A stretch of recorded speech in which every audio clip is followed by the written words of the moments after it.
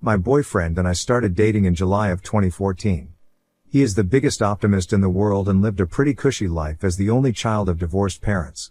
We both lived separately and had jobs that covered all our bills and then some. He bought an expensive sports car, gaming computer, and purebred dog, important later. He was in school, while I had graduated a year before and started work at my first big kid job. Life was great, and the first 6 months were some of the happiest times of my life. The first week of January 2015, he was wrongfully terminated from his job. A new supervisor was on the warpath to replace everyone on BF's shift with his friends and waited until the new year, after the holiday rush was over, to start cleaning house. Government sided with BF during the unemployment claim, and BF started receiving benefits. He decided to focus on finishing school instead of looking for more work. This where the cracks started. He was supposed to graduate that May, but he failed a class and couldn't, so he had to go to school in the summer. In June, his savings ran out and he could either afford his car payment and insurance or rent. His lease was up at the end of July, so I agreed to pay his rent and he could move in with me in July and finish school. He found out weeks before he was supposed to graduate that he needed one particular elective to get out. He had to go to school that fall, too. I demanded he get a job to help with expenses, as I wasn't planning on having to support him for so long. A month or two, fine. 6 months? No. He got a job as an insurance agent for an extremely reputable company at the end of July. Turns out this job is commission-based. Being the optimist he is, the manager's talk of being able to make unlimited amounts of money drew him in. I paid for him to take the certification tests he needed to work, and he started trying to build a client base selling structured financial products. He made and makes nothing. He'll have a $700 payday for a small close, then nothing for months. He's out there busting his ass every day, but building a financial client base from scratch without any family privilege or existing networks is ridiculously hard.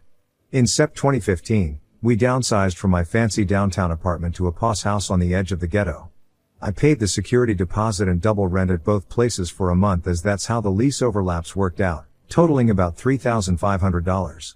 By November, my savings was almost gone and I had to liquidate shares of my family trust, on which I took a penalty, as my grandfather did not want us to access it before age 25, to get us by.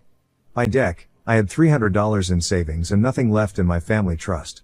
I had spent about $17,000 since July supporting us, his job, he needed money to take clients out for lunch and coffee, his dog, and my dog. Since September, we had been having recurring fights about money and chores. I expected him to pick up 90% of the housework as his way of paying me back. He never shaped up on either front. He just kept repeating to me the same things that his manager said to him to draw him in. It'll get better. Everyone struggles at first. If you hang on, you'll make it. Once I make it, we'll be rolling in it. Every time we had a fight. Every time. 2 weeks before Christmas, we had this fight again and I demanded he do something other than feed me bullshit inspirational quotes. I left the house in a rage and drove to buy cigarettes. I was thinking of who I should text and ask to crash for the night when I got angry. Fuck no. I'm not crashing on someone's couch while he lives on the house I pay for, sleeps in the bed I pay for, and eats the food I pay for. I returned home and gave him 10 days to pack his shit and get out. He moved into his dad's house, and I spent Christmas morning chilling with my dog and returning his presents online. We started hanging out again in January of this year, and things seemed to be going well for his business, enough for him to consider getting an apartment. I told him he could move back in and if we couldn't split expenses evenly at first, he had to get serious about doing chores and sticking to my budget. It was fine at first, but by April, he wasn't doing any chores and I was back to paying 100% of his and his dog's living expenses. He also was about to not meet quota for that quarter and asked me to sign up for a policy and then reverse it after quarter end so I'd be reimbursed. I lost my shit on him. I work in capital markets, I can't afford to commit financial fraud for him. I told him I've sacrificed enough for him, he can't come for my integrity too.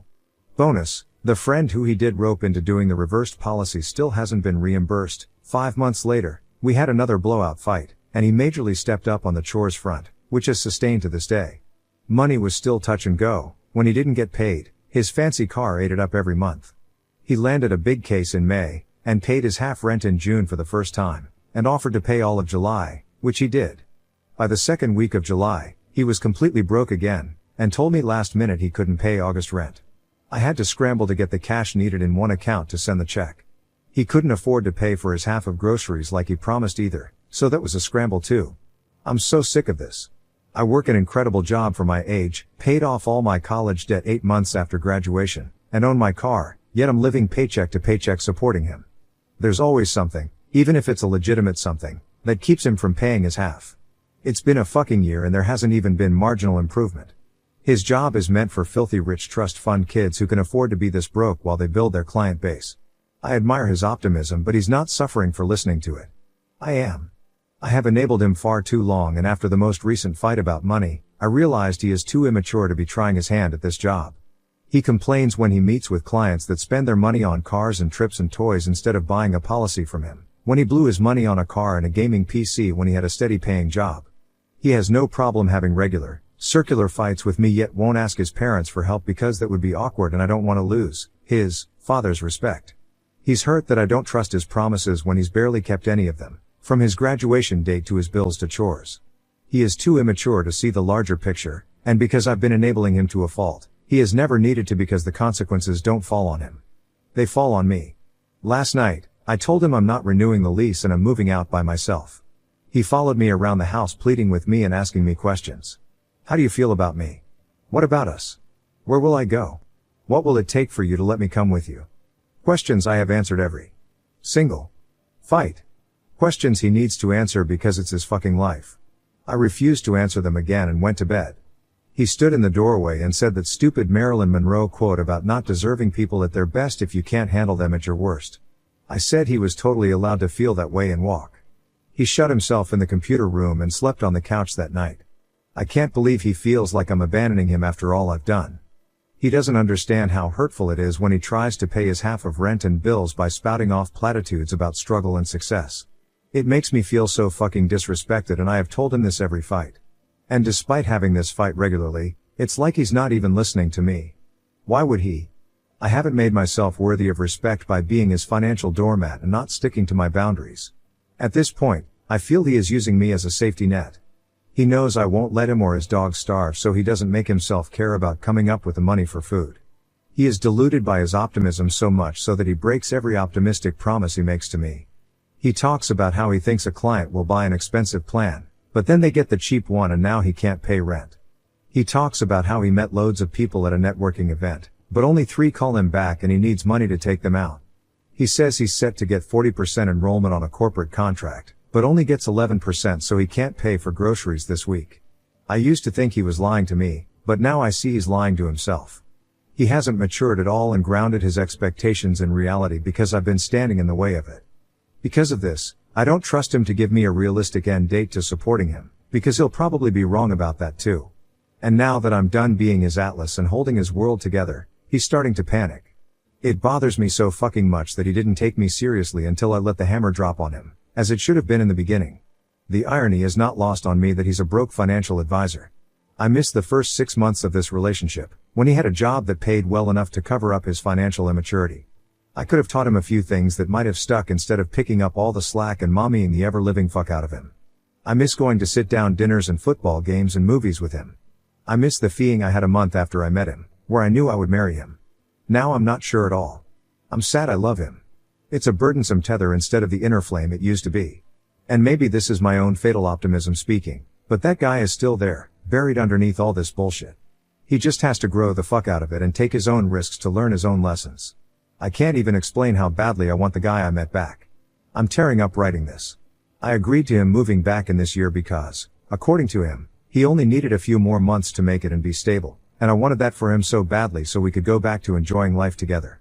My hope is hamstringing me, just like it's doing to him. Can our relationship survive now that I'm seriously taking steps to ensure it doesn't bankrupt me? Or am I being stupid and thinking anything will change? Will he move in with his dad and just get him to be the new enabler?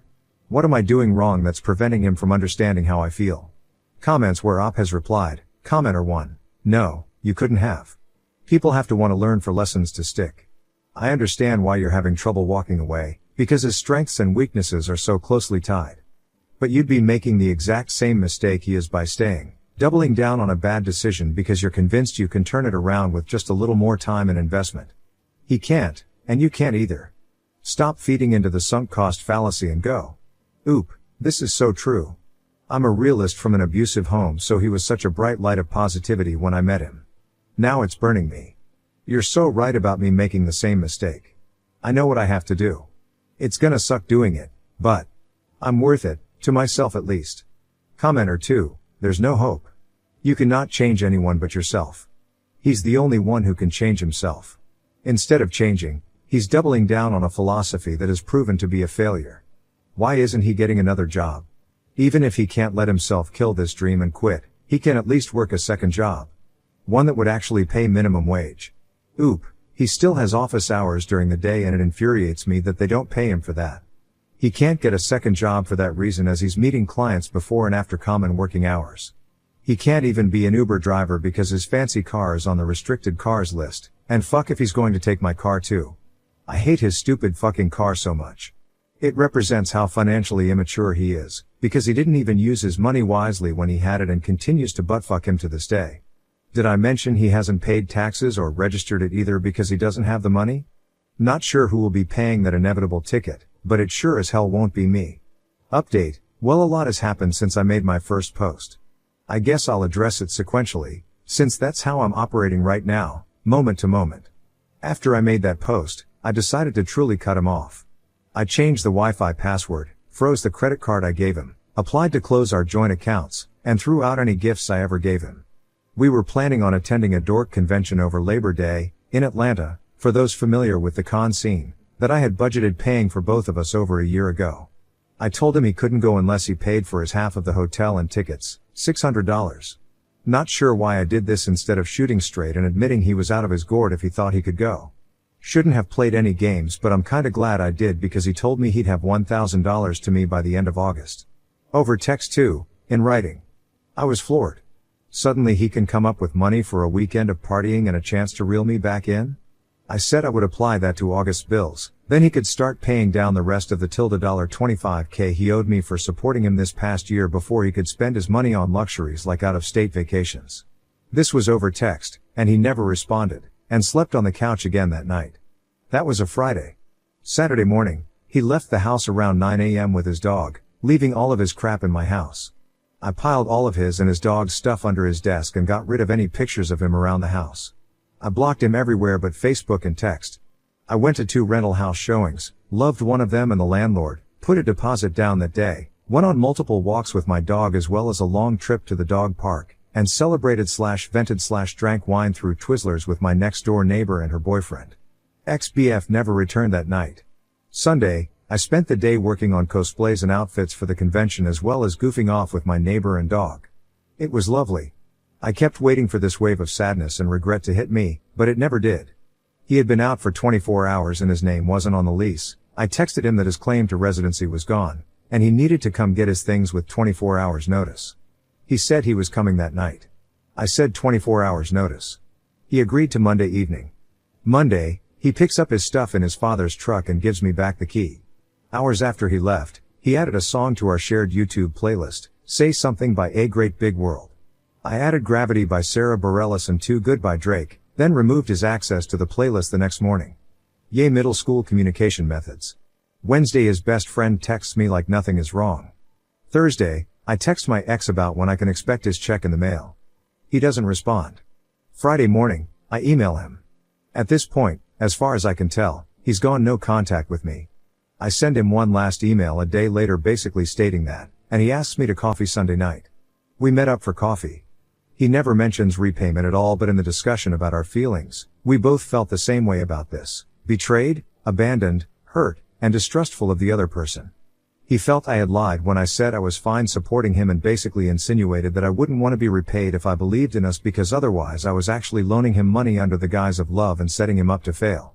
When I realized he felt just as used as me because I cut him off from my money, I knew I was done. My stomach sank like a weight. I let him finish talking, then we parted ways. He asked if he could contact me. I said I needed a break. The next day I emailed him about the $1,000 he promised me and reminded him he never discussed repayment at our meeting. He didn't respond for days, then the day I was set to leave town for the convention, he replies saying the money was on the way. Cool, it can sit in my mailbox for 5 days while I'm out of state. Also, during this time he was telling mutual friends we were going through a rough patch, yet my friends were finding him on Tinder and OKC. I partied my tail off for the entire convention, and when I came back, The check was in an unpostmarked envelope in my mailbox. I cashed it and sent him an email telling him such and asked that he use snail mail for future repayments instead of trespassing on my property when he knows I won't be home.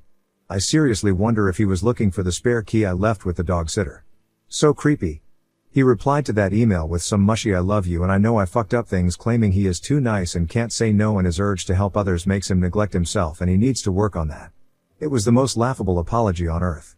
I was so nice and helpful that I couldn't stop myself from draining you of all your money and energy. My bad. I replied, you broke my heart and my bank account. It will be a long time before they're both fixed, and by then I hope I won't be stupid enough to trust you with them a third time. I will be responding to emails about repayment, otherwise good luck with everything. He replied, if I could take everything back that I did, I would. I love you, name. With all my heart. I could have prevented it all. I could have taken action. But I let you slip away. And that'll be one of the biggest mistakes of my life. I'm truly sorry for hurting you. I just want you to be happy. That's all I've ever wanted. I moved out of the house we lived in to a similar one a few streets away. Moving helped keep me busy enough to not think about this. I threw out all our mementos and pictures and shit in the process, so everything in the new place is all me. Just me. Now I'm settled in and it feels like it hasn't hit me that it's over. I thought I would be crushed, and there were some lonely moments at the convention that caught me up enough to need a cigarette, but I just feel humiliated. I don't even have the urge to check his Instagram. Every time I see a picture of him it just reminds me of how stupid and naive I am for thinking he was my one. I'm also super distrustful of my feelings now because of that. It wasn't a question in my mind when I met him that we'd be together forever. I knew I wanted to spend my life with him, like my name, like a fact. I see cute people out or have great conversations, but I have no desire for anything more because I feel like my feelings aren't trustworthy enough to merit acting on them. They led me so far astray last time. But that's it, I guess. It's over and life is going on. Comment where Op has replied, Commenter 1, I remember seeing your original post, and wondering to myself what would happen. You handled this masterfully, and it's obvious you are much better off mentally and emotionally for dropping him from your life. You just sound happier in your writing, and for that I'm glad for you. Just keep putting one foot in front of the other. Smile. Oop, thanks. It creeps me out how quickly he became a stranger, right in front of my eyes. Anyway, the convention was helpful for jumpstarting the old single bitch thing again, haha. That's the path I'll be on for a bit.